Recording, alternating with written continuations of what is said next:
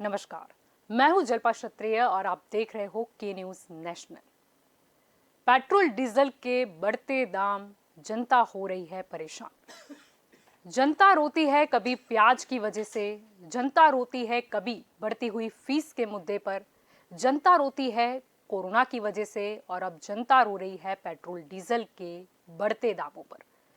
Petrol diesel के दाम बढ़ते हैं या फिर जनता को कभी भी कोई प्रश्न होता है तो वो विपक्ष को ढूंढती है, लेकिन जब मत देने की बारी आती है तब शायद वो सत्ता पक्ष को ढूंढती है।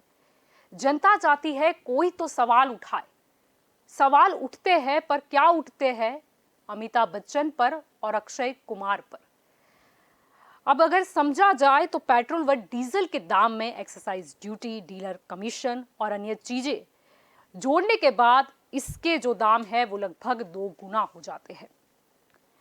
अब राज्य सरकार और केंद्र सरकार चाहे तो उसके ऊपर लगा टैक्स घटाकर पेट्रोल और डीजल के दाम में काफी राहत दे सकती है, लेकिन वो मुमकिन नहीं है। क्यों? क्योंकि राजस्व की अगर बात करें तो उसका बड़ा हिस्सा पेट्रोल और डीजल के दाम से ही तो निकलता है। तो अब पेट्रोल डीजल के दाम में टैक्स कम तो होने से रहा, तो फिर विकल्प क्या बच जाता है? बस पेट्रोल डीजल के जो दाम बढ़ रहे हैं, इसी मुद्दे पर आज हमारे साथ के न्यूज पर चर्चा करने के लिए जुड़ गए हैं भाजपा से श्रद्धा राजपूत, कांग्रेस से अमित नायक और आपसे जगदीश पटेल हमारे साथ जुड़े हैं। आप सभी का स्वागत है के न्यूज में। सबसे पहला क्वेश्चन श्रद्धा जी आपको जाता है। भाजपा पार्टी अगर बात करें तो जब केंद्र में कांग्रेस की सरकार थी तब बस पेट्रोल और डीजल के मुद्दे पर भाजपा कांग्रेस पर चढ़ जाती थी। अब जब केंद्र में भाजपा की सरकार है और अभी पेट्रोल डीजल के जो भाव है वो आग की तरह बढ़ रहे हैं, तो अब आपका क्या कहना है? जल्पा जी, जो भाव की बढ़ोतरी हुई है वो तो हुई है, उसमें हम ये नहीं कहते भाव की बढ़ोतरी नहीं हुई है। जहाँ तक कि आप भारत की बात करें तो वर्ष 2019-20 के अंदर हमारी जो घरेलू मांगे हैं उसको पूरा करने के लिए हमने 85% तेल यानी ऑयल जो पेट्रोल डीजल है वो एंड 53% जो गैस है उसको हमने आयात किया यानी इंपोर्ट किया है। हम डिपेंडेंट हैं। लेकिन क्यों डिपेंडेंट हैं? क्योंकि हमें बाहर से लेना पड़ता है। इनके विकल्प हमने हमारे देश के अंदर अभी तक ढूंढे नहीं हैं किसके क्या विकल्प हो सकता है। तो ये विकल्प हो रहे हैं। अभी तमिलनाडु के अंदर एन्नर थिरुविलम बेंगलुरु पुंडुचेरी नगरपालिन मुंदीचेरी तुतीकोरिन जो प्रोजेक्ट है जिसके अंदर पूरी गैस बनने वाली है, उसका ही उद्घाटन जो है अभी हाल फिलहाल में प्रधानमंत्री आदरणीय नरेंद्र मोदी जी ने कहा है। हम मानते हैं कि मध्यम वर्ग को अभी कठिनाइयों से ये पसार होना पड़ रहा है, लेकिन वी आर डिपेंडेंट कि हमारा 85% जो तेल है वो बाहर से आ रहा है। हमने इतने सालों के अंदर विकल्प नहीं ढूंढे कि हमारे पास ही वो विकल्प पैदा हो। आज गन्ने से इथेनॉल निकाल के उस इथेनॉल का यूज़ करना, फिर इलेक्ट्रिक कार्स का यूज़ करना, ये सब कुछ का प्रोजेक्ट्स की ओर काम किए जा रहे हैं जिसके रिजल्ट हमें एक्सपेक्टेड 2030 तक है। एक ये बात हो सकती है। दूसरी बात यह है कि आप आ जाएंगे कि इसको जीएसटी में नहीं रखा, वो उसी वक्त जीएसटी में नहीं रखा गया था जब इसकी प्रस्तावना जीएसटी की कांग्रेस के सरकार के वक्तों में बनी गई थी। और इससे राजस्व मिलता है, केंद्र को भी राजस्व मिलता है और राज्य को भी राजस्व मिलता है। तो पहले जब केंद्र में कांग्रेस की सरकार थी तब ये समस्या नहीं थी, तब उनको राजस्व नहीं मिलता नहीं मिल रहा था ना, तब मैं बोल रही हूँ। तभी कांग्रेस की गवर्नमेंट ने भी यही देखा था कि इसको जीएसटी में ले आएंगे तो जो राज्य सरकारों को राजस्व नहीं मिलेगा, और जो राजस्व जरूरी है राज्य सरकारों को भी अपनी जो वेलफेयर स्कीम है या काम करना है और केंद्र को भी करना है, इसीलिए उन्होंने उसको जीएसटी में नहीं रखा था। मैं यही बोल रही हूँ, मैं कोई गलत इल्जाम नहीं लगा रही हूँ। जीएसटी में नहीं रखने का उस वक्त में भी जो दोनों लोकसभा और राज्यसभा के पहले जो लेकिन निर्मला सीतारामन जी ने तो ऐसा कहा, जब आप जीएसटी की बात करिए तो उन्होंने ऐसा स्टेटमेंट दिया है कि राज्य सरकारों के साथ बातचीत करके जीएसटी के दायरे में उसको लाने की कोशिश करेंगे। वो कोशिश, देखिए ये नहीं कहा गया कि जीएसटी में कभी नहीं लाएंगे, कोशिश करेंगे। उस वक्त में भी जब ये डिस्कशन हुआ था कि इसको जीएसटी में ले जाना चाहिए कि नहीं ले जाना चाहिए, तो रीजन यही था कि इसका राजस्व राज्य सरकारें भी लेती हैं और इसका एक राजस्व का प्रतिशत जाता है वो केंद्र सरकार को जाता है, और इस राजस्व से राज्य सरकार की भी वेलफेयर स्कीमें चलती हैं। अगर आज राज्य सरकारें चाहें तो उनके राजस्व की कमाई, वो राजस्व जो है वो उसमें से टैक्स कम करके, वेट कम करके फायदा दे सकते हैं। लेकिन फायदा मिला भी तो है। जैसे राजस्थान की बात करें तो 29 जनवरी को वहां पे जो वो 2% उन्होंने कम कर दिया। पश्चिम बंगाल की बात करें तो हाल ही में पेट्रोल और डीजल पर 1 रुपया वेट कम करने की बात की है। नहीं किया है और राज्य सरकारें करेंगी भी, क्योंकि उन राज्य से देखिए गुजरात में तो ऑलरेडी पेट्रोल और डीजल के प्राइस को अगर आप नियर बाय स्टेट से कंपेयर करें राजस्थान से और महाराष्ट्र से तो कम है। वहाँ पे तो आपने देखा कि 100 रुपीज़ हुआ है, यहाँ पे 85-86 रुपीज़ है। और हमारे पास तो पेट्रोल डीजल का जो राजस्व है बहुत ही ज़्यादा इंपॉर्टेंट है, क्योंकि we are coming into the dry state. हमारे पास अल्कोहल के राजस्व की कोई कमाई नहीं है, जो अदर स्टेट्स के पास तो है वो कमाई का भी है। और ये राजस्व राज्य की जो तिजोरी है उसके अंदर भी पैसा आना ज़रूरी है, क्योंकि राज्य सरकार के भी अपने खर्च होते हैं, वेलफेयर स्कीम्स होते हैं, कर्मचारी अधिकारी होते हैं, ट्रेजरी में जाता है, सैलरी स्ट्रक्चर्स भी होते हैं नीचे पूरा, जैसे कि सारे मंत्रालय काम कर रहे हैं, आपका लॉ एंड ऑर्डर डिपार्टमेंट काम कर रहा है, आपका हेल्थ काम कर रहा है, आपका एजुकेशन सिस्टम काम कर रहा है, आपकी वेलफेयर स्कीमें चल रही हैं। तो उन सब के लिए चाहिए, हम मानते हैं, देखिए ये तो हम मानते हैं कि मध्यम वर्ग के लिए कठिनाई वाला समय है, इसके लिए ना आदरणीय प्रधानमंत्री जी ने भी इनकार नहीं किया है। यहाँ कहीं हमने ये नहीं बोला है कि ये जो हुआ है भाव बढ़े इससे मध्यम वर्ग को कठिनाई नहीं हो रही। बिल्कुल जो करदाता हैं, जो हमारे देश के अंदर कर देते हैं, जिसकी वजह से ये वेलफेयर स्कीम चल रही है, उनके लिए कठिनाई का है। लेकिन इसके साथ साथ पैरेलल हम जो है, हम निर्यात जो इंपोर्ट कर रहे हैं उस पर जो हमें है आयात करना पड़ता है, इसके ऊपर इसकी डिपेंडेंसी कम हो और ये जो ऊर्जा के स्रोत हैं हमारे ही देश में पैदा हो, इसका प्लानिंग भी पैरेलल करते जा रहे हैं, जिसके रिजल्ट्स भी आपको 2030 में दिखेंगे। अमित जी आपका क्या कहना है? शुक्रिया जल्पा। थोड़ी जो पीछे के दाम है उस पर थोड़ा चर्चा करना चाहूँगा। जब मनमोहन सिंह जी की यूपीए सरकार थी, मनमोहन सिंह जी की यूपीए सरकार थी, अच्छे खासे जाने माने अर्थशास्त्री, उनको ऐसे ही नहीं कहा जाता था। वो एक जो पूरा पीरियड था 10 साल का, वो ऐसा अच्छा पीरियड था कि आपने देखा होगा 2008-9 में जब पूरा दुनिया के बहुत सारे ऐसे देश जो अर्थतंत्र उनका बहुत ज़्यादा अच्छा ग्रोथ कर रहा था, वो लोगों को भी कई बार 2008-9 में जो महंगाई है और जो बिजनेस है उसका सामना करना पड़ा था। तब अर्थतंत्र बहुत डाउन हुआ था अच्छे खासे देशों का, उसमें अमेरिका भी आ गया, यूरोप कंट्री आ गया। तब भी मनमोहन सिंह जी की जो अर्थशास्त्री तरीके की जो छवि थी उसका बेनिफिट अपने भारत देश को मिला था। मैं क्रूड ऑयल के पर बैरल की बात करूं, उस टाइम पे $62 होगा प्रति क्रूड ऑयल बैरल पे, तब 67 रुपये पर लीटर पे यहाँ इंडिया में पेट्रोल का दाम था, और शायद डीजल का दाम होगा 58-59 पर लीटर। आज वही क्रूड बैरल पे जो अभी जो दाम है $63। हाँ, तो वो उस टाइम से भी आप देखिए 40% कम है, और अभी ये पेट्रोल डीजल के दाम है वो 90 के आसपास गए। तो जो फोर साइड चाहिए, दूरंदेशी चाहिए, वो उस टाइम के जो प्रधानमंत्री थे, अर्थशास्त्री जिन्हें अच्छा कहा जाता था, मनमोहन सिंह जी कम बोलते थे, झूठ नहीं बोलते थे, चिल्ला के नहीं बोलते थे। तब इनकी भारतीय जनता पार्टी उनको नकारा कहती थी, उनके लिए गलत शब्द का प्रयोग करती थी, कभी उन्होंने पलटवार नहीं किया। क्यों नहीं किया? उनकी कामगिरी और जो आंकड़े थे वही बता रही है कि उनकी दूरंदेशी और देश के प्रति उनका मान सम्मान, देश के लोगों के प्रति उनका मान सम्मान क्या था, और आज की जो भारतीय जनता पार्टी के नेता उनका क्या है। मैं दूसरी बात करूंगा, श्रद्धा जी ने एक अच्छी चीज़ मुझे याद दिलाई कि ड्राई स्टेट है राजस्थान, और दूसरे स्टेट की तरह यहाँ लीकर की आवक नहीं होती है, टैक्सेस की। मैं इनको बताना चाहता हूँ, गुजरात 500-700 साल से बिजनेस हब रहा है, व्यापारी कौम बोलते हैं जिसको, गुजरात को। तो जो व्यापारी कौम होती है, यहाँ इनकम टैक्स की जो आमदनी है, यहाँ के व्यापारी जो इनकम टैक्स पे करते हैं, वो और राजस्थान के जो व्यापारी है उसमें ज़मीन आसमान का फर्क है। वहाँ शायद 5 से 60% लोग ऐसे जो अच्छा खासा इनकम टैक्स, यहाँ 30% के ऊपर लोग अच्छा खासा इनकम टैक्स पे करते हैं। यहाँ के जो व्यापारी कम्युनिटी है, जो लोग बाहर बिजनेस करते हैं, वो लोग भी यहाँ रजिस्टर कंपनी रखते हैं और उसका भी इनकम टैक्स हमको मिलता है। तो ये जो तफावत है कि यहाँ ड्राई स्टेट है, इनकम कम होती है राजस्थान के मुकाबले, वो मैं नहीं मानता कि उसका कोई असर इधर दिखता होगा। निर्मला सीतारमण जी की बात की कि अभी उन्होंने बोला है करेंगे नहीं। मैं निर्मला जी से जो उनके स्टेटमेंट है पहले के, एज ए फाइनेंस मिनिस्टर, जब प्याज के दाम बढ़े थे, मुझे अच्छी तरह याद है, उनको प्रेस मीडिया ने, आपके जैसे रिपोर्टर्स ने पूछा कि निर्मला जी ये प्याज के दाम क्यों बढ़ रहे हैं, तो बोले मुझे क्या लेना देना, मैं तो प्याज खाती नहीं।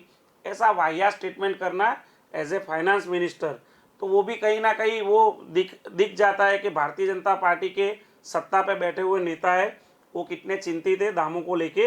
वो खुद ही बता रहे कि उनको जो चिल्लाना अलग बात होती है, काम करना अलग बात होती है। स्मृति ईरानी जी, अभी स्मृति जी तो जो चिल्ला रही थी उनके साथ दूसरे किनके सुषमा स्वराज जी थे, आज अपने बीच नहीं है तो मैं उनका नाम नहीं देना चाहूँगा, पर इनके जो शीर्ष नेतृत्व है वो लोग जिस तरह से रास्ते पे आते थे दामों को लेके, पेट्रोल के हो डीजल के हो, पूरा देश में एक माहौल ऐसा बना दिया था जैसे कि कांग्रेस पार्टी की सरकार लोगों को लूट रही है। ये जो रेट है उस पर उनका कोई नियंत्रण नहीं है। लेकिन भाजपा विपक्ष के तौर पर जनता के जो मुद्दे थे, भले आपने जिस तरह कहा कि रोड पे आ जाती थी, उठाती थी, पर कांग्रेस क्यों इतनी आक्रामक भूमिका में नजर नहीं आ रही? नहीं, जब सवाल उठाने की बात हुई, फिर सवाल उठाया गया कि अमिताभ बच्चन ने अब ट्वीट क्यों नहीं किया, अक्षय कुमार ने ट्वीट क्यों नहीं किया। अरे उनके ट्वीट करने से क्या होता है? नहीं, दूसरे भी तो कई हल है। नहीं, उनको देखे, आप जब अच्छी पोस्ट पे होते हो, कोई भी फैकल्टी का आदमी हो, फिल्म स्टार हो, कोई सामाजिक संस्था से जुड़ा हो, कोई ऐसा जिसको लोग फॉलो करते हैं, कोई भी ऐसा व्यक्ति जिसको लोग फॉलो करते हैं, जिसको रोल मॉडल आइडियल मानते हैं, ऐसे लोगों की जिम्मेदारी देश के प्रति और देश के नागरिकों के प्रति बढ़ जाती है। वो लोग जब गैर जिम्मेदाराना स्टेटमेंट देते हैं तो उनको भी कहीं ना कहीं पब्लिक के बीच में ओपन करना, उनका चित्र स्पष्ट करना, वो हमारी एक मजबूत विपक्ष की जिम्मेदारी है। क्योंकि जब ट्वीट करना होता है तब नहीं करते। ऐसा कौन सा भूकाल मच जाता है कांग्रेस के टाइम में, उनको क्या पेट में दर्द होता है वो मुझे पता नहीं, पर आज वही पेट्रोल डीजल महंगाई के जो भाव आसमान को छू रहे, अब वो लोग चुपचाप तमाशा देख रहे हैं। तो कहीं ना कहीं वो पार्शियलिटी अपनी वो खुद ही उनके ट्वीट है, उनके जो स्टेटमेंट है उसमें, अक्षय कुमार का इंटरव्यू देखा होगा कोरोना में मोदी जी के साथ। अक्षय कुमार कोई टीवी एंकर नहीं है, कोई चैनल को रिप्रेजेंट नहीं करते, और उनके इंटरव्यू के सवाल कितने वाहियात थे। आप कौन सा आम खाते हो, काट के खाते हो या गुटली के साथ? ये किस प्रकार का जर्नलिज्म है, वो सोचना पड़ेगा देशवासियों को। ऐसे अक्षय कुमार जब ट्वीट करते कोई मुद्दे को लेके, तो मैं तो उनको मुंगेरी लाल के हसीन सपने का जो एक जॉक्स होता है वो जॉक्स ही समझूंगा। क्योंकि ऐसे बड़े लोग जब जिम्मेदारी से पेश नहीं आते, जब उनके स्टेटमेंट जब कोई पार्शियलिटी रख के वो लोग जब बयान देते, तो कहीं ना कहीं सरकार से प्रभावित होते, या बीजेपी की बी टीम कहो उनको, या बैक रोल में वो लोग बीजेपी के सपोर्टर है। ऐसा ही मैं मेरी दृष्टि से मैं मान रहा हूँ। ठीक क्योंकि है, जो मुद्दे वो तो उठाने चाहिए वो तो शायद पर्सनल वो है, वो किस पार्टी को फॉलो कर रहे हैं, अब वो कांग्रेस को क्यों नहीं करते हैं वो तो वही जाने। अब जगदीश जी, मैं आपसे सेम यही क्वेश्चन पूछना चाहूंगी कि पेट्रोल डीजल के जो दाम बढ़ रहे हैं, जनता परेशान है, आपको क्या लगता है, क्या विकल्प अपनाना चाहिए? बहन जी ने बहुत अच्छी बातें बता दी। तो मैं उनको याद दिलाना चाहूँगा, जब मोदी जी 2014 से पहले यहाँ पे मुख्यमंत्री थे, तब उनका एक स्टेटमेंट था कि अगर पेट्रोल के दाम कम करना चाहे तो 35 रुपये तक पेट्रोल बिक सकता है, जबकि 55 रुपये भाव था, बराबर। तो तब वो चाहते थे कि केंद्र सरकार दाम कम करे। तो अभी वो खुद केंद्र में है, तो राज्य सरकार को क्यों आदेश नहीं देना चाहते कि भाई ये दाम कम करवाइए आप? क्योंकि अगर वो उस टाइम अगर उन्होंने स्टेटमेंट दिया था तो कुछ सोच समझ के ही दिया होगा, ऐसे तो दे नहीं दिया होगा।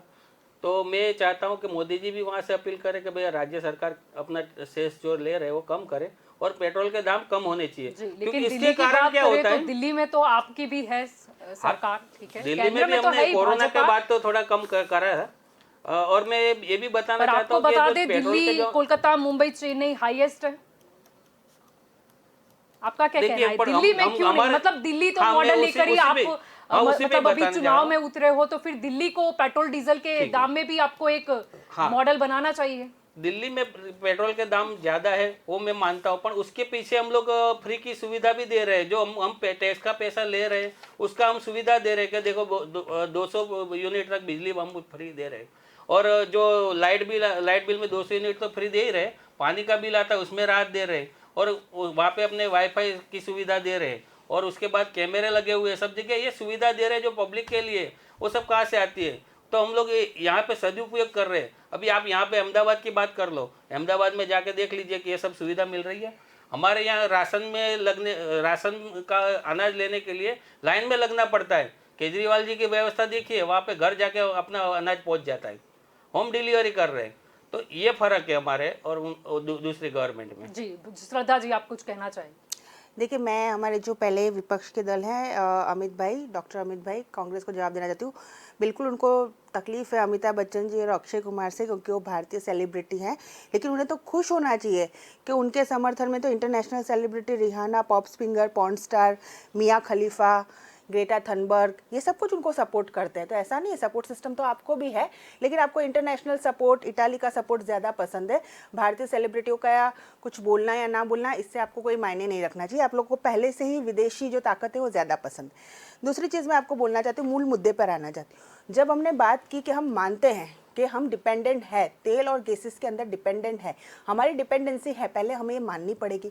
अब वो डिपेंडेंसी ख़त्म हो, उस के अंदर मोदी सरकार क्या करना चाहती है, तो 7.5 लाख करोड़ का हमने पूरी स्कीम बनाई है कि जो 470 ज़िले, भारत देश के 470 ज़िलों के अंदर 7.5 लाख करोड़ निवेश किए जाएंगे, जहां पे ये पूरा नेटवर्क जो होगा गैस का, ऊर्जा के स्रोतों का, ये निर्माण किया जाएगा। तो हमारी डिपेंडेंसी कम हो, गन्ने की खेती के इथेनॉल से जो हो हमारी डिपेंडेंसी कम हो, इलेक्ट्रिक कार से हमारी डिपेंडेंसी कम हो।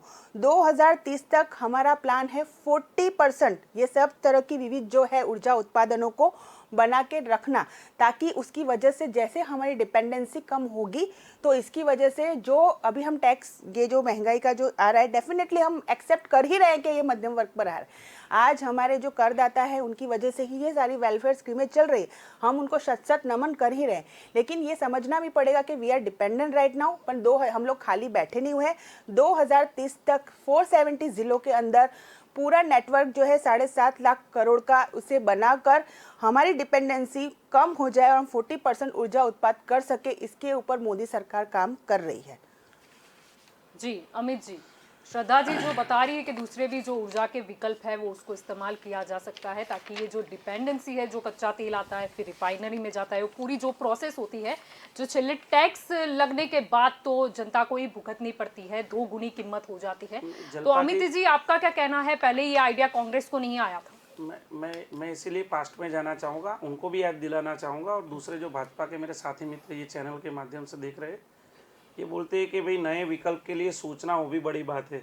अगर कांग्रेस ने 50 साल पहले ओएनजीसी के बारे में नहीं सोचा होता तो शायद आज पेट्रोल डीजल के बदले हम लोग कोई वो जो बोलते हैं ना घोड़ा गाड़ी या दूसरा कोई विकल्प होता उसमें आते होंगे। कांग्रेस पार्टी ने देश के प्रति जो वफादारी दिखाई, देश के नागरिकों के समर्पित करते हुए जो सरकारी संस्था बनाई है, वो उसकी नींव इतनी मजबूत बनाई थी, उसका टोटल जो एनुअल ग्रोथ होता है वो इतना मजबूत करके दिया था कि आज भी वो चीज़ें बेच के ये लोग देश का अर्थतंत्र चला रहे। अगर कांग्रेस की दूरंदेशी नहीं होती तो इतने सारे जो सरकारी बैंक है, सरकारी संस्थाएं, IIM गिन लो, एम्स गिन लो, ONGC है, LIC है, बेल है, ये सब कांग्रेस के ज़माने में कांग्रेस की सरकार थी। हम ऐसा नहीं कहते कि हमने बनाई है, हमने देश को समर्पित की है। और ऐसी कोई भी एक बड़ा इंस्टीट्यूट ये लोग बता दे इन्होंने बनाया है, क्या बनाया है, रिवर फ्रंट बनाया है, उसकी तारीफ करेंगे, उसका फोटो दिखा के वोट मांगेंगे। ये लोग कोई अच्छी फिल्म स्टूडियो बनाएंगे, उसके आधार पे वोट मांगेंगे।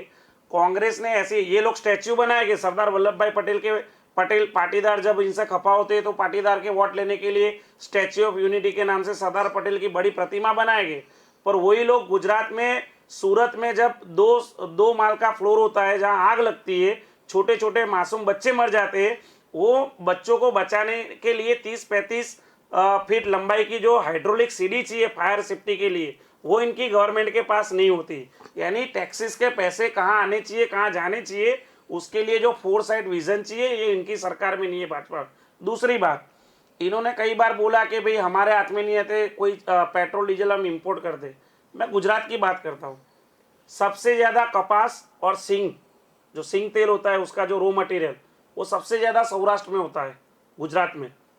वहाँ किसानों को उसके सही दाम नहीं मिलते, उसकी वजह से वो लोग सुसाइड करते, उनके खेत गिरो पड़े रहते। वो कपास, वो सिंग जो यहाँ प्रोडक्शन होता है गुजरात में, आज वही सिंग तेल के दाम आप देख लें, 3000 रुपये से ऊपर हो गए, जो पहले 1500-1700 थे। वही कपास या तेल के भाव आज 2200-2300 रुपये हो गए। तो ये सब प्रोडक्शन तो गुजरात में होता है, उस पर इनका कोई नियंत्रण नहीं है, ना किसान को उसके दाम मिल रहे, और व्यापारी के पास, बिचौलियों के पास जाने के बाद उसके डबल दाम होके वही गुजरात की जनता को डबल दाम देके खरीदना पड़ता है। यानी सरकारी ऐसी कोई व्यवस्था नहीं है, इनके पास ऐसा कोई मैनेजमेंट नहीं है कि जो चीज़ जहाँ हो रही है उसका प्रोडक्शन के बाद उसका जो लोगों के बीच में जाना चाहिए वो चीज़, तो वो उसको सही दाम लोगों को मिलने चाहिए और वो चीज़ उनको सस्ती। किसने स्लोगन दिया था, बहुत हुई महंगाई की बार, अब की बार मोदी सरकार, ये स्लोगन हमारा नहीं था, इन लोगों ने दिया था, कुछ सोचे बगैर ही दे दिया। जी, 100 दिन, 1 मिनट मेरी बात 1 मिनट में, 100 दिन दे दो, मैं 100 दिन में महंगाई कम कर दूंगा। तब कैलकुलेशन नहीं किया था मोदी जी ने, कैलकुलेशन नहीं किया था कि उन्होंने किस बेस पे बोला कि मैं 100 दिन में महंगाई कम कर दूंगा, 15 लाख खाते में दे दूंगा, किसानों की आवक 5 साल में दुगनी कर दूंगा, 2 करोड़ रोजगारी दूंगा साल की। ये सब एक जो मैंने अभी आपको एग्जांपल दिया, मुंगेरी लाल की एक सीरीज आती थी कि मुंगेरी लाल जब रात को सोता था तो सपने में उसको ऐसे ऐसे ख्याल आते थे जो किसी को हजम ना हो।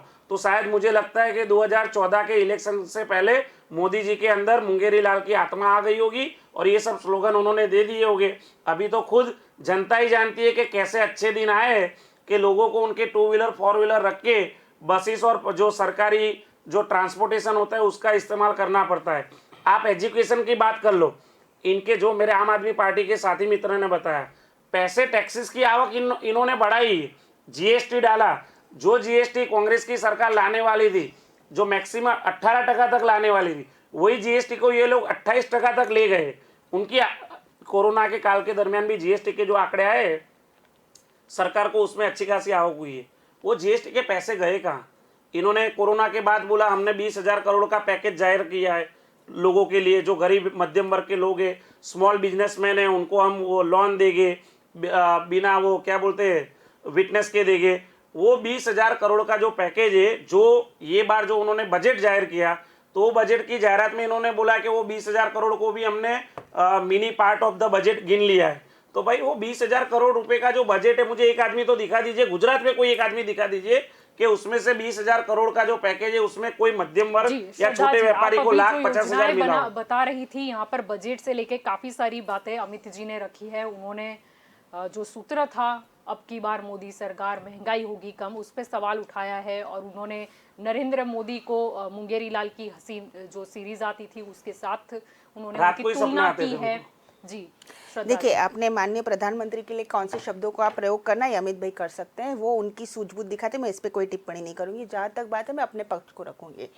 आप जब बात कर रहे हैं कि इन्होंने क्या कि इन्होंने किया क्या रिवर फ्रंट बनाया, तो इसका मतलब इनको रिवर फ्रंट पसंद नहीं। इन्हें बोला कि स्टैच्यू ऑफ यूनिटी बनाया बिकॉज ऑफ के कोई हेजिटेशन हुआ था, तो ऐसा नहीं है जिसको कांग्रेस क्लेम करती है कि उन्होंने कभी भी सरदार साहब को समझा नहीं, ना उनका सम्मान भी नहीं किया। इस पर हमने बहुत डिबेट कर चुके हैं और डेफिनेटली स्टैच्यू ऑफ यूनिटी के बाद का जो डेवलपमेंट है, हॉस्पिटैलिटी सेक्टर है और वहाँ पे जो नई नई अपॉर्चुनिटी और 17 नए प्रोजेक्ट आए, उससे जो रोजगारी और सब आई है, इंफ्रास्ट्रक्चर डेवलपमेंट, उससे जो लोगों को काम मिला है और वहाँ के जो लैंड है उनका जो आप देखो कि कितना दाम बढ़ा है, वहाँ पे कितने लोगों को अपॉर्चुनिटी मिलेगी, उसकी वर्ल्ड क्लास स्टडी हो रही है। वर्ल्ड लेवल का स्टैच्यू ऑफ यूनिटी है, सबसे बड़ा है, हमारे देश का गौरव है। अब मैं बात करती हूँ, आप फैक्ट्स चेक कर लीजिए, इसमें कोई भी अगर डिटेल गलत हो तो अमित भाई इसके बाद मुझे बोल सकते हैं ये पूरी डिटेल गलत है, मैं मान लूँगी। आप जब बात कर रहे हैं ओएनजीसी की, आप जब बात कर रहे हैं आईआईटी आईएम्स की, बिल्कुल मैं मानती हूँ कि इसके पहले 57 ईयर्स हमारी कांग्रेस रही थी और हमारी प्यारी कांग्रेस ने 16 आईआईटीज़ बनाई थी, 13 आईआईएम्स बनाए थे, 7 एम्स हमारी कांग्रेस ने बनाए थे और 30 यूनिवर्सिटी हमारी कांग्रेस की गवर्नमेंट ने बनाए थे, जो 57 ईयर्स हमारे देश में रही थी। इसके बाद 2014 से लेकर 2021 6 साल का ही समय हुआ है जलपा जी, और फैक्ट्स देखिए, 7 आईआईटीज़ बने हैं, 7 आईएम्स और बने हैं, 18 एम्स बने हैं। एम्स की आप उपयोगिता समझ सकते हैं कि अगर ऐसा कोई भी पैंडेमिक आया तो पूरी रिसर्च लैब स्टडीज़ वहाँ पर होती, और 141 यूनिवर्सिटीज़ बनी है। लेह के अंदर यूनिवर्सिटी बनने जा रही है, जिसको आपने बिल्कुल 370-35 से आपने जम्मू कश्मीर और लेह के लोगों को, वहाँ के शोषित वंचित गरीबों को, वहाँ की महिलाओं को अधिकार नहीं देते, वह अधिकार भी मिले हैं और आज लेह के अपना उसकी यूनिवर्सिटी बन रही है। आज सैनिक की कोई स्कूलें बन रही है। आज आप देखिए कि गुजरात के अंदर तो टॉयलेट्स थे ऑल ओवर, जब बच्चियाँ पीरियड्स में आती हैं तो काफ़ी बच्चों को ड्रॉप आउट इसलिए लेना पड़ता है कि स्कूलों के अंदर टॉयलेट्स नहीं। तो मैं महिला हूँ इसीलिए इस बात का पुरजोर समर्थन करती हूँ कि ऐसा प्रधानमंत्री है जो लाल किले पर से इज्जत घर की बात करता है। क्या इस देश में 70 ईयर्स तक हमें इज्जत घर के लिए वेट करना पड़ेगा? क्या इस देश के अंदर हमें गैस के चूल्हे के लिए वेट करना पड़ेगा? लंग का कैंसर हो जाता है, मैं मेडिकल प्रोफेशन से आती हूँ, वो धुएं में खाना बनाती हुई माता को आज 8 करोड़ से ज़्यादा महिलाओं को लॉकडाउन के अंदर फ्री ऑफ कॉस्ट गैस का बॉटल मिला है, आज उसे इज्जत मिली है। एक महिला के पास अगर टॉयलेट ना हो तो उसके रेप के केसेस हुए हैं, ये तक नोटेड हुआ है। इन सभी मुद्दों पे 70 ईयर्स के अंदर काम नहीं हुआ है। जो टैक्स पेयर के अकाउंट में से जो पैसा आता है, जिसके लिए हम टैक्स पेयर को हमेशा नमन करते हैं, आज वो सारा पैसा जिन शोषितों और वंचितों की बात की जाती, क्यों उनके अकाउंट्स 2014 के पहले नहीं थे? मनमोहन सरकार में वेलफेयर स्कीमें नहीं थी, मैं ऐसा नहीं बोलती हूँ, थी। वेलफेयर स्कीमें तो हमारे देश में पहले से ही रही है। सभी प्रधानमंत्रियां कहीं ना कहीं वेलफेयर स्कीमें कहीं ना कहीं गवर्नमेंट्स में चलती हैं, लेकिन फायदा तब होता है जब वो वेलफेयर स्कीमें बिलो पॉवर्टी लाइन लोगों के अकाउंट्स में जाती है। क्या था 2014 के पहले आपने जनधन खुला दिया होता, हमने तो आपका कोई हाथ पकड़ के नहीं रखा था। ये सारी चीजें जब लोगों के घरों तक जाती है, प्रधानमंत्री आवास योजना मिलती है, मुख्यमंत्री आवास योजना मिलती है, घरों तक ऐसे कई गांव हैं जहां बिजली गई है। आज उत्तर प्रदेश की बात कीजिए, वहां पे 24/7 इंटरप्ट बिजली मिल रही है। आज नॉर्थ ईस्ट की बात की, कई ऐसे गांव हैं जहां दूर दराज तक, बिहार के गाँव तक, जहां नेपाल की बॉर्डर है, वहां तक बिजली पहुंची। तो ये सारा जो काम हुआ है, ये हमारे ईमानदार टैक्स पेयर के पैसों से हुआ है, जिसके लिए हम उन्हें शत नमन करते हैं। यहाँ कोई करप्शन नहीं हुआ। मोदी जी किसके लिए पैसा, आप एक बात बताइए जल्पा जी, मोदी जी का इंटेंशन क्या है? पैसा कमाना उनका इंटेंशन है। आज उनकी एज हो गई है 70 ईयर्स, उनका कोई खुद का बायोलॉजिकल परिवार है नहीं। जो कर रहे हैं समर्पित भाव से कर रहे हैं, इस देश के लिए कर रहे हैं, इसलिए इस देश की जनता के हृदय में मोदी जी कुछ कहना चाहते हैं। श्रद्धा जी ने मोदी जी की बात की, तो मोदी जी, श्रद्धा जी, ऐसा मुझे लगा उनकी बातों से कि जो मैरिड नहीं होते, जिनका कोई फैमिली नहीं होता है, वो नॉन करप्ट होते हैं। मैं श्रद्धा जी को याद नहीं, राहुल गांधी मैरिड नहीं है, नहीं, अब पर करप्ट है। सॉरी, आपके राहुल गांधी अनमैरिड है, करप्ट है, मैंने ऐसा नहीं बोला। वो तो सत्ता में आए नहीं श्रद्धा जी। हाँ। नहीं, बेल पे बाहर है भाई साहब। नहीं, अरे आप अमित भाई, बेल पर बाहर है राहुल गांधी। आपके मोदी जी की तरह नहीं, कभी नेशनल कभी हेराल्ड विधानसभा के का केस में फॉर्म भरते बेल तो पे बाहर मैरिड है। दिखाते, मेरे राहुल गांधी जी अनमैरिड है, तो अनमैरिड। राहुल गांधी जी अनमैरिड है भाई साहब। मेरे राहुल गांधी, मेरे प्यारे राहुल गांधी, मेरे प्यारे भाई साहब, बड़ा अनमैरिड है राहुल प्रधानमंत्री, गांधी। 20 लाख का सूट, 15 लाख की पेन, 50 लाख का चश्मा, ये सब उनके हाँ, वो तो गरीब माँ के बेटे थे, चाय वाले थे, चाय बेचते, उनको किसी ने देखा नहीं। वो रेलवे स्टेशन का जो नाम बता रहे, उसका कहीं रेलवे स्टेशन नहीं है, कहाँ चाय बेची? दूसरा, अच्छा, अब अनमैरिड से बाहर निकलो। राहुल गांधी जी की शादी कब करवा रहे हो? अभी तो उनकी उम्र है शादी करने की। मेरा डर है, राहुल गांधी की शादी, हिटलर ने भी शादी नहीं की, जलपा जी शादी करवा दीजिए। नहीं, मैं आ रहा हूँ, मुद्दा उठाया, पेट्रोल डीजल हिटलर की शादी नहीं हुई थी। पेट्रोल डीजल के दाम आप ले जा रहे हो, आपने उनके क्यों नहीं रोका? आप ला रहे हो नरेंद्र मोदी की, आप ला रहे हो नरेंद्र मोदी पे, फिर ये ला रहे हैं राहुल गांधी पे। और आज शादी का मसला कहाँ से आया? आपने ब्रेक क्यों नहीं मारा? उनका कहने का मतलब ऐसा आपने है, भी तो गिनवाई थी, आपने IIM किसने गिनवाई? मैंने आपको बोलने का पूरा मौका दिया मुझे है। मेरी लाइन पूरी कर दी, उन्होंने राहुल जी के बारे में बोला, मैं किसी जवाब पर देना असल चाहता हूं। टिप्पणी ना कीजिए। अनमैरिड होना उसका मतलब ऐसा नहीं है अरे नॉन मैं भी करप्ट unmarried होना। हूं भाई। हिटलर भी अनमैरिड था, सुन लीजिए, हिटलर भी अनमैरिड था, देखा, पागल आपने आदमी हिटलर था, आता था। पागलों की कमी नहीं होती है कभी अच्छा, कभी। राहुल गांधी पागल है, एक दो सदियों में मैं मोदी जी की बात कर रहा हूँ। राहुल गांधी को कैसे मैं बोल मोदी दिया? जी, और दुनिया राहुल पहचान गांधी चुकी है कौन unmarried तो पागल है, मैं कौन unmarried पागल तो मैं है, पागल हूँ। कौन आप ऐसे पागल बोले है, हम लोगों को। कौन पागल आपने है, मुझे और राहुल गांधी को किसके पागल डिसीजन बोला। पागलपन बता रहे हैं वो मैं हद हो आपको चुकी है, बता आपने रहा हूँ। मुझे और राहुल आप गांधी को महंगाई पागल बोला। अपनी डिबेट महंगाई की है, आपने unmarried पर को उन्होंने पागल बोला। ऐसा सवाल आपने unmarried को को इस तरह पागल से बोला। जवाब राहुल कन्वर्ट गांधी किया। unmarried है। मोदी जी किसके लिए हमारे बचाए? युवराज ने अरे अभी भाई तक किसके शादी लिए? नहीं की है। अमित शाह के लिए। अमित शाह के हमारे बेटे ने युवराज कौन सा ने अभी बैट तक पकड़ा शादी है? नहीं की है। उसको बीसीसीआई का नहीं, कौन सा मैच अरे खेला है अमित शाह पापा, के बेटे ने? अरे करप्शन किया है। रॉबर्ट वाड्रा ने तो अरे सारे पार्टी किसानों फंड की के लिए जमीन ले करप्शन लिया। करने के लिए अमित शाह के बेटे को रखा है। अमित शाह ने वो सीआर सब पाटिल यहाँ के बात बेटे को, चलानी है। सीआर पाटिल गुजरात महंगाई की बात करो, महंगाई की बात करो। नहीं, नॉन करप्शन की बात करे, करप्शन की बात करे। अरे महंगाई की बात करप्शन करो। कौन सा पार्टी प्रेसिडेंट था अरे भाजपा हमारे का? पार्टी सुनिए, प्रेसिडेंट के बच्चों बांगारू को मत लक्ष्मण, देखो। बांगारू हमारे पार्टी लक्ष्मण, प्रेसिडेंट पैसा के कम बच्चों नहीं को है, मत खुदा देखो, आपकी नहीं पार्टी को देखो। नहीं, इनके पार्टी प्रेसिडेंट बांगारू लक्ष्मण, पैसा खुदा तो हमारे नहीं है, पर पार्टी माँ प्रेसिडेंट कसम के बच्चों खुदा को से ना कम ले नहीं हो। है। कौन से पार्टी प्रेसिडेंट ने पैसे को देख के ऐसा अरे बोला भाई था? साहब, श्रद्धा जी, करप्शन का दूसरा जिनके नाम घर कांग्रेस शीशे के है। होते हैं, दूसरों के घर पर पत्थर नहीं भाई, फेंकते। सुन करप्शन लीजिए, का दूसरा नाम इस देश अगर में सवाल कांग्रेस है। सवाल को करप्शन का दूसरा गलत नाम तरीके पे कांग्रेस है। नहीं, अब बहुत हो गया सवाल को मुद्दा, डिस्टर्ब अब हुए मुद्दे तो की बात पर आ जाएंगे। सबने बोल दिया है, अब बोलेंगे जगदीश जी, अब जगदीश जी बोलेंगे, अब जगदीश जी बोलेंगे, अब जगदीश जी की बात करेंगे। आप रोबोट वाड्रा पे नहीं जाएंगे, नरेंद्र मोदी पे नहीं जाएंगे, राहुल गांधी पे नहीं जाएंगे, आप जनता की बात कीजिए। हर बार यही होता है। आज जनता भी देख रही है कि जब भी बात आती है पेट्रोल डीजल की दाम की, जब गिरवाना होता है तब पुलिसिया और गिनाई कॉलेज जाती का है नाम बता और दीजिए। फिर मोदी लिया जी जाता के है बता दीजिए। नरेंद्र मोदी के सूट नहीं, पर राहुल मोदी जी गांधी की पॉलिटिकल शादी क्यों साइंस नहीं की हो गई, डिग्री कौन सी ये कॉलेज सारी चर्चाएं हो बता रही दीजिए। हैं। आप देख लीजिए जनता जो देख रही है कि क्या डिस्कस हो रहा है। डिग्री कौन सी कॉलेज Don't worry, यूनिवर्सिटी ली सोनिया है? गांधी जी की डिग्री बता दीजिए। आपके पास डिटेल हो तो मीडिया के माध्यम से बताइए। देख लीजिए यहाँ पर पेट्रोल और डीजल के दाम की चर्चा करने के लिए भाजपा और कांग्रेस के प्रवक्ता हमारे साथ एक हैं। नंबर के करेक्ट आदमी है वो एक वो बोलते हैं ना आप अपना भोग विलास के आदि आदमी है। ये देखो। 20 लाख का सूट, 15 ये लाख की क्या शब्द पेन, यूज हो रहे हैं 25 लाख प्रधानमंत्री के के सोने लिए? की गोल्ड आप फ्रेम वाले चश्मे। आम जनता देख ही रही है पेट्रोल डीजल के मुद्दे पर भाजपा और कांग्रेस के प्रवक्ता बातचीत कर रहे हैं। इनका लॉजिक कहीं ना कहीं पेट्रोल डीजल पर अगर आपको लगता है झूठा हो तो आप मुझे भी बताना। लोगों को उद्देश्य देते थे सादाई से जीने के लिए। वो मोदी जी को आप कभी उनके पिक्चर दिखाइए पुराने। राहुल गांधी अनमेरिड को पागल बोला, कितना गलत बोला है, मुझे बहुत बुरा लगा है। आप पागल कौन है वो पूरी दुनिया देख रही है। राहुल गांधी भाजपा और का कांग्रेस किया के है। बीच में अरे आप तो लोग चुप ही मुंगेरी बैठे लाल रह के जाएं। हसीन आपने सपने को राहुल आपकी गांधी पार्टी जी की को तरफ से unmarried मैसेज बोल के दीजिए। unmarried पागल लोगों होते में हैं, गलत बोल के मैसेज राहुल जा रहा गांधी जी का है। अपमान लोगों किया में है। गलत मैसेज जा रहा है। राहुल मोदी गांधी जी को जी मुंगेरी लाल पूर्व बोल रहे हैं अमेठी के लोग। सांसद है। लोग आपने अभी महंगाई हमारे के बारे अमेठी में के पूर्व मोदी जी को सांसद मुंगेरी लाल unmarried बोल बता के रहे हैं। unmarried लोग आप पागल उनको होते हैं, बोल समझाइए। के आपने राहुल गांधी का आप अपमान अमित किया शाह है। के बेटे को आपको समझाइए शर्म कि आनी थोड़ा चाहिए। क्रिकेट खेलने के बाद आपने राहुल पीछे से गांधी का नाचे। अपमान क्यों किया? परिवारवाद की बात बहुत करते गलत हैं है। तो परिवारवाद आपने आप चलाते आदरणीय हो। राहुल गांधी का क्यों अपमान किया? करप्शन के लिए हद हो करप्शन रखी है। के लिए राष्ट्रीय नेता के बेटे को अच्छी पोजीशन पे अरे लाना आप क्या और बोल रहे हैं? पिछले आपको कुछ दरवाजे से समझ में नहीं करप्शन आ रहा करवा है। के पार्टी फंड इकट्ठा करना, इसको बोलते हैं करप्शन। कभी इसके बारे में भी आप राजीव बताइए। गांधी ठीक है, फाउंडेशन शांति में रखिए फंड दोनों। डालना उसे आप दोनों करप्शन शांति बोलते रखिए, हैं। मैं कुछ बोलना चाहता हूँ। राजीव गांधी आप अगर फाउंडेशन बोले तो में अच्छा है क्योंकि अब भाजपा और कांग्रेस के प्रवक्ता तो पेट्रोल डीजल के बदले किसी और मुद्दे पर आ गए। गांधी फैमिली बेल पे बाहर है। जेल में डालना जुडिशरी का काम है, मोदी सरकार का काम नहीं है। जुडिशरी का काम है। किसको सजा बेल करवा पे पाए? कौन बेल कौन लेता है? गप्पेबाजी करना, बेल कौन नारेबाजी लेता करना है? अलग बात होती है। बेल कौन लेता देश है? चलाना अलग बात बेल होती है। कौन लेता है? अरे आप जमानत जेल में कौन डाले। लेता है? कितने लोगों को जमानत जेल पे में कौन डाला? बाहर है? कौन से गांधी कांग्रेस फैमिली नेता को आपने जमानत जेल में डाला? के बारे करप्शन में चलिए, अरे आप वो तो डिबेट के माध्यम से न्यायपालिका बताइए। देखेगी। हम तो जिस स्पेक्ट्रम की संवैधानिक बात करते संस्थाओं थे, के काम में जिस स्पेक्ट्रम की बात हस्तक्षेप करते नहीं थे, करते हैं। आप टेलीकॉम हम संवैधानिक टेलीकॉम संस्थाओं घोटाले की के बात काम करते थे, में किसको आपने सजा दी? हस्तक्षेप नहीं करते। अरे जलपा हम 7 साल आपकी हुआ, तरह इनको नहीं पूछिए है।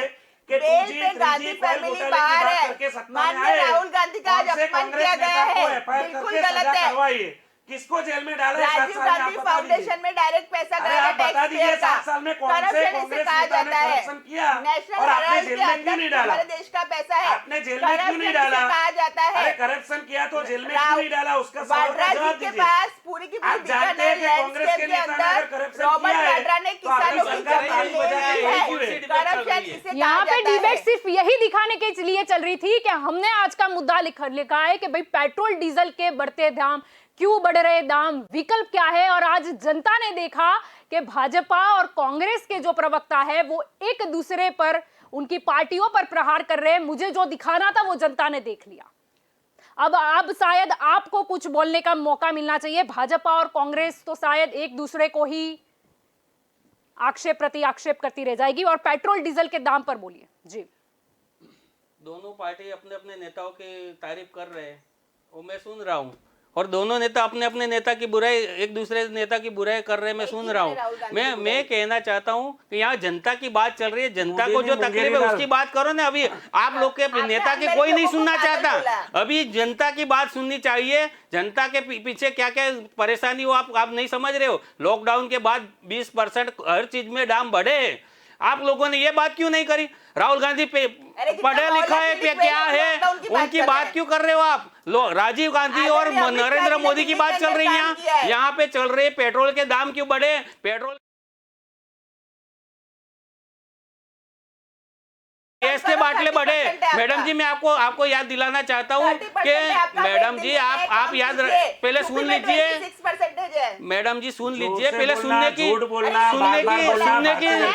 मैडम जी सुनने की जब दाम बढ़ेगा, जब सवाल का जवाब देने का आएगा, सुनना रखिए मैडम जी, सवाल थोड़ा के जवाब के कोई आंकड़े नहीं होंगे। मैडम सुनना पड़ता है। आप लोग बोल रहे थे तो मैं नहीं बोल रहा था।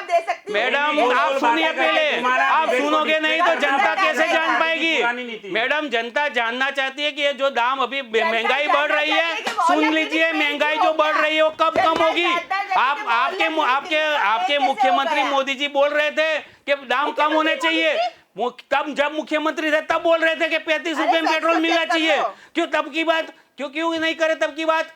तब वो क्या झूठ बोल रहे थे? नहीं, तब मैंने फेकम बोला- फेक कर रहे थे। मैंने बोला मुंगेरी लाल आ गए थे, उनकी आत्मा आ गई थी, वो मुंगेरी नहीं, अभी जनता को परेशानी है उसकी बात करो मैडम। आपके एम्स और वो सब नहीं चाहिए हमको महंगाई के मार से जो वो पड़ा है उसके चाहिए। गैस के बाटले आपने क्या बोला था? मेरी माता बहनें चूल्हा जलाती है, आंखों में धुआं आता है मेरी माता बहनों को। अभी वही माता बहनों को 175 रुपया आपने दाम बढ़ा दिया बाटले के ऊपर। पूरी की पूरी आपने जो सब्सिडी मिल रही थी वो सब बंद कर दी, सब्सिडी गायब कर दी। आपकी सरकार यही चाहती है कि छोटा आदमी खत्म हो जाए, उद्योगपति मालामाल हो जाए। आपके माध्यम से मैं बताना चाहता हूँ, हम दो हमारे दो। हाँ ये सही बात है आपकी। हम दो हमारे नहीं, बहुत सारे हैं। हम दो नहीं है खाली, बहुत सारे हैं। दो उद्योगपतियों के लिए बन रही है। जनता मर रही है, कौन देख रहा है? जनता मर रही है, ना भाजपा देख रही है ना कांग्रेस देख रही है। दोनों में से कोई जनता की नहीं सुन रहा है, खाली अपने अपने नेता की चला रहा है। कोई बोलता है अनमेरिड है, मैरिड है। अरे क्या मतलब है? जनता को अपने दाम कैसे कम हो उसकी बात बताइए। आपके पास उसका क्या सॉल्यूशन है वो बताइए। खाली फेंकम फेंक नहीं चाहिए। जी, अब अगर पेट्रोल डीजल के मुद्दे पर हम आ जाए, आपने मुझे जो दिखाना था वो आप देख चुके हैं। मैं इसीलिए चुप रही क्योंकि आप देख लीजिए कि पेट्रोल डीजल पर शायद भाजपा और कांग्रेस के नेता ने जितना ज्ञान बांटा, शायद उसके लिए तो मेरे पास पेजिस भी लिखने के लिए कम पड़ जाए। अब केंद्रीय जो पेट्रोलियम मंत्री है धर्मेंद्र प्रधान, उन्होंने दो बड़ी वजह बताई पेट्रोल डीजल के बढ़ते दामों को लेकर। पहला, उन्होंने ये बोला कि ईंधन का जो कम उत्पादन हो रहा है वो जिम्मेदार है।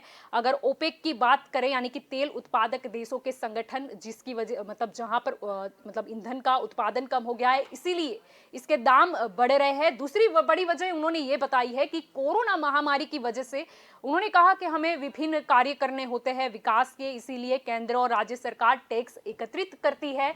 इसीलिए ये जो पेट्रोल और डीजल के भाव है वो फिलहाल बढ़ते हुए नजर आ रहे हैं। जी श्रद्धा जी। देखिए जल्पा जी, मैंने आपको पहले से बता दिया, ये हम मान रहे हैं कि इसका जो भाव है और ये जो मिडिल क्लास इनकम ग्रुप के लोग हैं इनको ये कठिनाइयाँ हो रही हैं। That I accepted very well. Even prime minister of India, प्रधानमंत्री मोदी जी ने भी ये एक्सेप्ट किया है।